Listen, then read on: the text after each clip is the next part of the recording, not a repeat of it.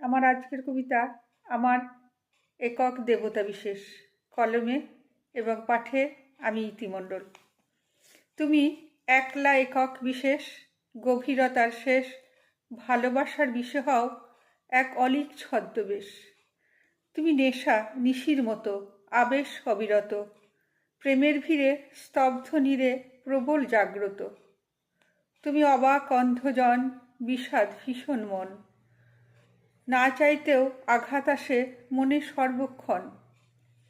তুমি প্রবল প্রলুব্ধ, ইচ্ছা অবরুদ্ধ, হঠাৎ কখন আপন মনে নিজের সাথেই যুদ্ধ। তুমি তেজের পরাক্রম, তুমি সাঁঝের আলোর বিক্রম, জোছনা তোমার হাতের মুঠোয়, ইচ্ছে অনুত্তম। তুমি জ্বালাও অহর্নিশি, তুমি নিজের থেকেও বেশি, ভালোবাসার শেষে তুমি আপোষ সব রকম। তুমি সত্য বজ্র নিনাদ, অন্যায় থেকে বাদ, দিবানিশি অনেক বেশি প্রেমের অলিক স্বাদ।